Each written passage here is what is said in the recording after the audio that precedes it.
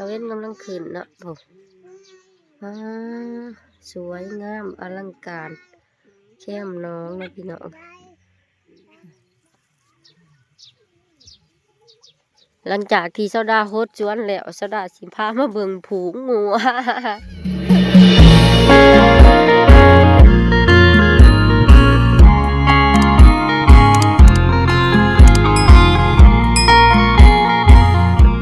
สวัสดีจ้าสบายดีพ่อแม่พี่น้องมื้อนี้พบพ่อกับซาร่าคือเก่าส่องพูดระดาสาวลาวเนาะยินดีต้อนรับเข้าสู่ช่องพูดระดาเด้อทุกคนมื้อนี้ตื่นแต่เช้าเนาะแม่เพิ่นโทรมาเพิ่นเลื่อนมานะให้ซาร่าลูกแต่เช้ามื้อนี้ถึกหยังก็ถึกจังหันเนาะทุกคนถึกจังหันเพิ่นสิลงวัดมื้อนี้เนาะว่าตึกส่งข่าวกูบ้านเนาะทุกคนถึกจังหันจังเพศเนาะมื้อนี้ซาร่าก็เลยตื่นแต่เช้ามานึ่งข้าวเพิ่นให้ตื่นแต่ดึกๆมื้อนี้เนาะทุกคนมานึ่งข้าวก็สิไปจังหันเนาะนึ่งก่อนสินึ่งข้าวลงน้ำก็ดังไฟก่อนแหละพี่น้องเนาะเอ้ย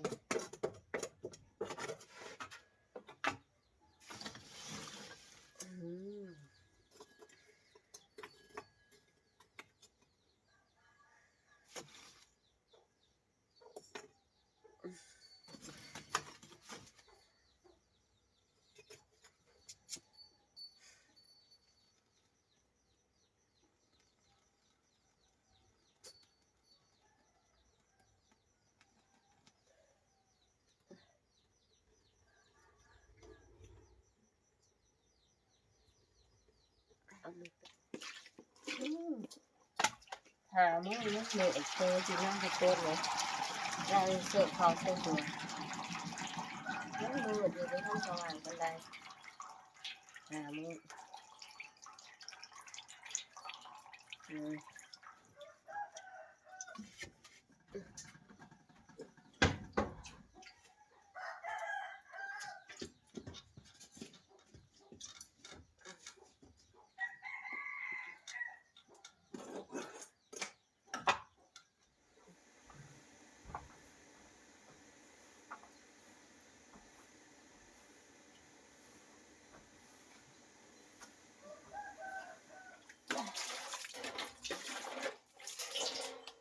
ย็น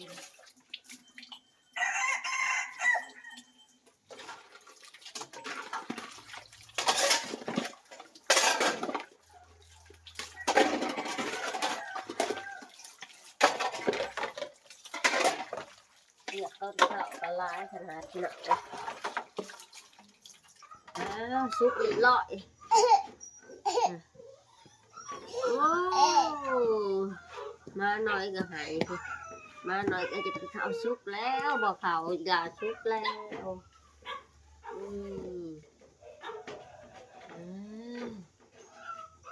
บอกข้าวซุปแล้วใส่ข้าวก่อนเอาไว้ให้มาหน่อยหลังจากที่โซดาล้างถ้วยหนึ่งข้าวแล้วเรียบร้อยเนาะโซดากับสิมาโฮดสวนทุกคนสวนผักโซดากำลังงามเลยทุกคนเลยตอนนี้ผักกำลังงามเลยนี่ทุกคนเลยสวนผักโซดานี่มันงามเบิดเนาะ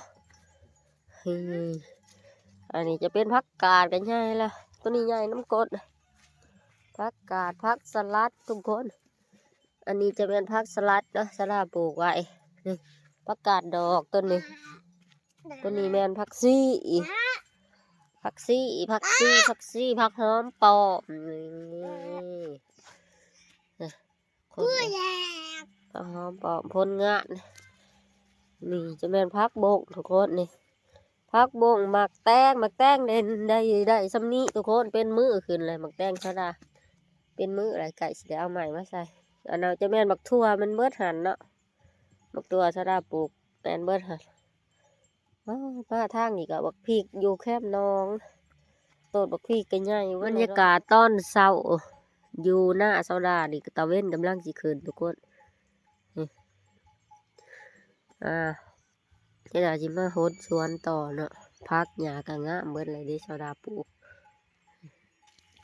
โอ้ผักกาดกำลังสวยงามผักกาดเบิ่งอย่าพาวลูกโฮดสวนก่อนนี่ผักกาดกำลังงาม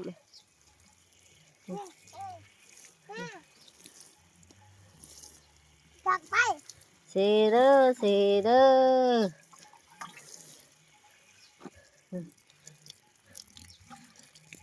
โอ้พ่อได้กินหรืออยากอะไรแล้วทุกคนนี่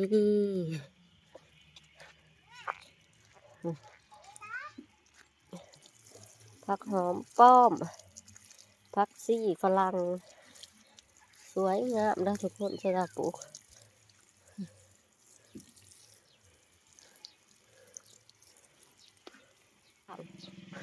เฮ้ยผักซี่ลาวดิของชาดาปลูกผักซี่ลาวออมเขียดเด้เนาะพี่น้องเนาะผักซี่ลาวนี่เนาะนี่งามเนาะของชาดาผักซี่ลาวเลยอ้าวอันนี้จะเป็นสลัดเนาะสลัดของชาดาสลัดผักสลัดว่าเป็นบ่ผักสลัดพี่พ่อแม่พี่น้องเนี่ยมาโฮดชวนน้ำไข่มุกบ่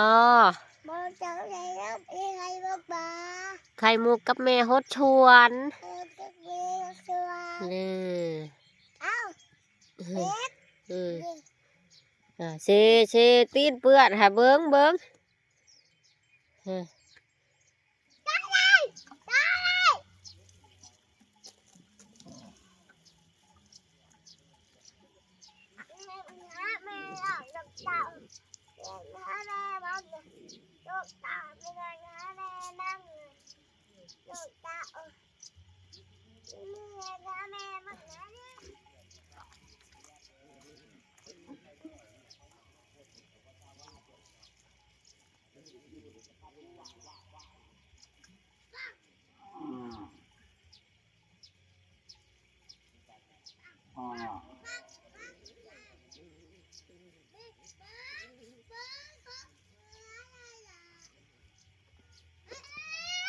ตะเวนกำลังขืนกระย่างมันแล้ว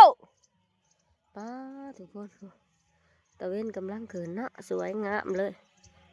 ที่บ้านสาวดานี่มาเบิ่งตะเวนขืนทุกคนบรรยากาศยามเช้างา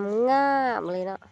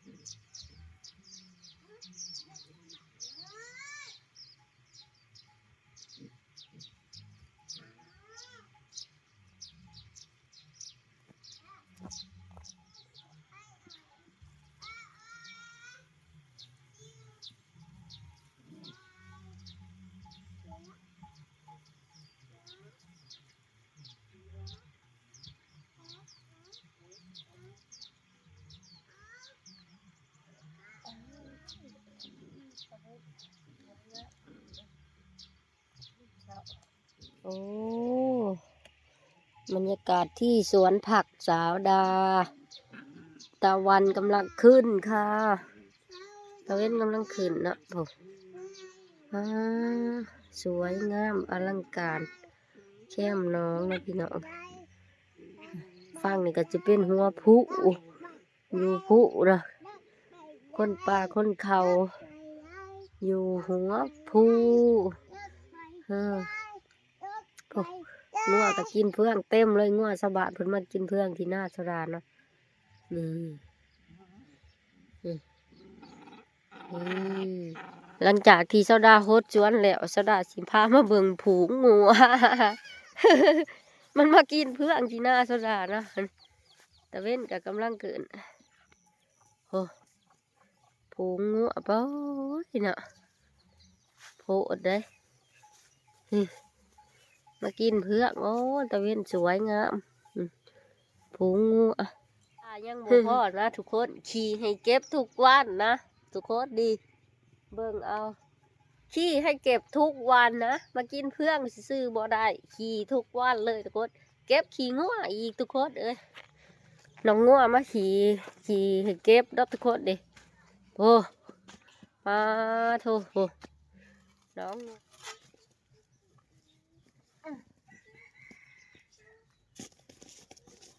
เก็บขี้งัว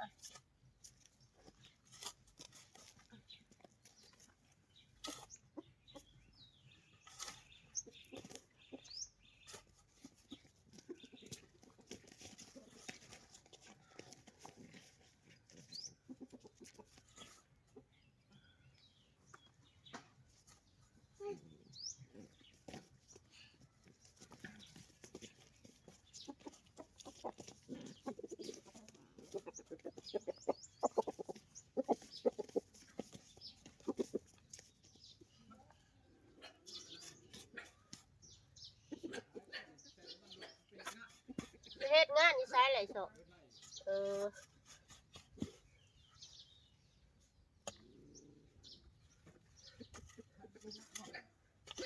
แล้ว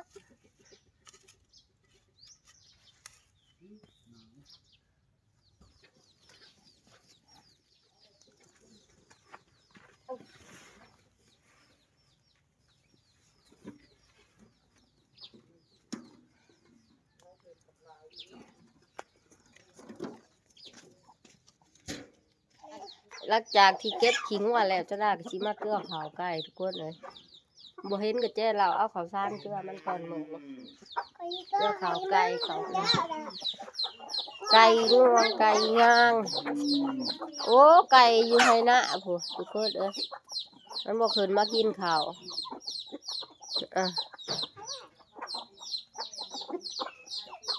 เป็ดก็จะไปใส่อยู่น้องสาว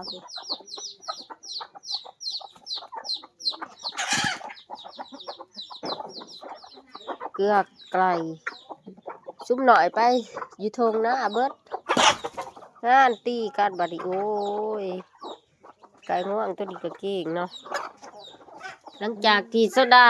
พดชวนเก็บขี้งัวแล้วเรียบร้อยตอนเช้าเนาะโซดาก็สิมาเฮ็ดกินทุกคนสิมาต้มพะโล้นี่โซดาต้มหนังหมูไว้แต่เช้าพุ่นเนาะหนังหมูป่าหั่นแหละที่บ่เฮี้ยงใดมากับตีนมันเนาะโซดาสิต้มพะโล้นี่พะโล้หนังหมูป่าเปื่อยแล้วบ่ว่านี่เนาะกดนี่หมูป่าสิ้นใหญ่ๆเลยเนาะหนังมันหนาทุกคนนี่หนังหมูป่านี่จะได้ต้มเห็ดต้มพะโล้กินมื้อนี่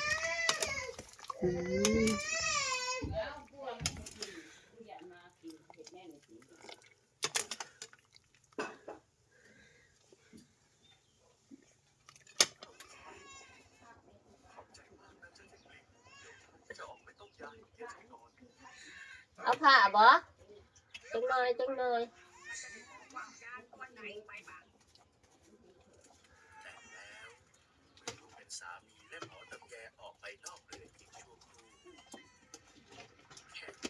ใส่ผงพะโล้ลงไป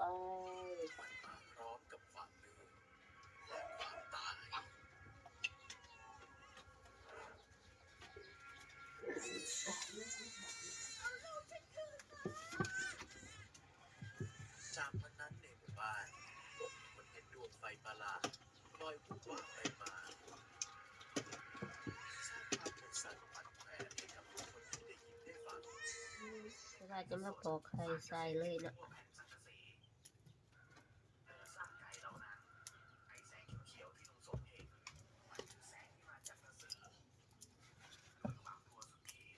ใส่ได้ยังหวาน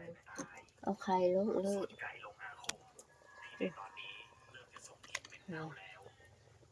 เอาไข่ลงเลยต้มพะโล้เอาหลากผักชีลงเลย